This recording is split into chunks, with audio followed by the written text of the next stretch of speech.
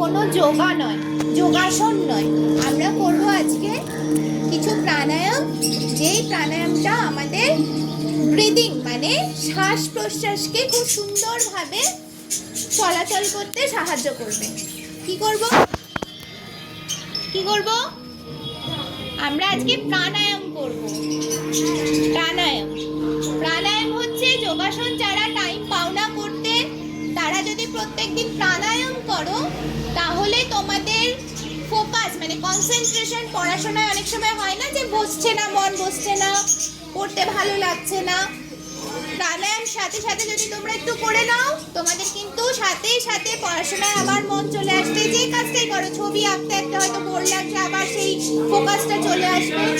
সেই জন্য প্রাণায়াম হচ্ছে খুব উপকারী একটা কি অভ্যাস, একটা ধ্যান। এবং ধ্যানের কথাই বলি, কেন আমরা সুশান্তের জন্মদিন উপলক্ষে আজকে এটা করতে চলেছি। আমরা সুশান্তকে কিভাবে চিনেছি এতদিন? শুধুমাত্র একজন নায়ক, তাই তো? আজকে অরণ্যা দিদি অনেক কিছু বলেছে, তোমরা জেনেছো সুশান্তের সম্বন্ধে।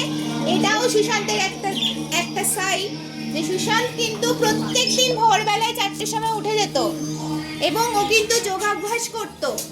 আর কাকে ফলো করতো জানো? খুব চেনা নাম, স্বামীজি।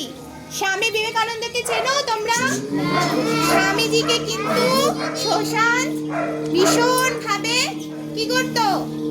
ফলো করত, স্বামীজির মতন ধ্যান অভ্যাস করত। তাহলে আমরা কি করব এবার থেকে?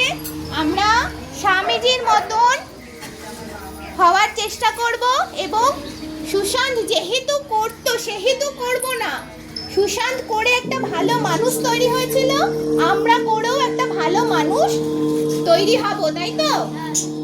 ঠিক আছে, চলো আর কথা বাড়াবো না। এবার আমরা শুরু করব। একদম সোজা, সিদ্ধারা একদম সোজা থাকবে পেছনে, এরকম ঝুঁকে বসলে হবে না, একদম সিদ্ধারা সোজা করো। এই দুটো আঙুল দেখতে পাচ্ছ? এই দুটো আঙুল, এই ছোট আঙুলটা আর এই আঙুলটা দেখতে পাচ্ছ? এইভাবে করো, করে হাঁটুর উপর রাখো আস্তে করে। ঠিক আছে, একদম আস্তে করে হাঁটুর উপরে রাখো সবাই। রেখেছো? এইবার চোখ বন্ধ করবে, প্রত্যেকের চোখ বন্ধ। আসন নেই, সবাই আস্তে করে চোখটা বন্ধ করো। আর কোনো দিকে না ভাবো, তোমাদের সামনে চোখ বন্ধ। হাতটা কিরকম করতে বলেছি? চোখ বন্ধ করলে দেখবি কি করে? না, যে খুলে রয়েছে তাকেই বলেছি। ও বলছে শোনো, ঠিক আছে? সবার চোখ বন্ধ, ফুল কনসেন্ট্রেশন। আমরা এখন একদম আলাদা একটা দুনিয়ায় চলে যাব। আমরা কল্পনা করব যে আমরা একটা সুন্দর ঝর্ণার সামনে বসে আছি, খুব সুন্দর করে জল বইছে, আমরা সেই ঝর্ণাটাকে উপভোগ করছি।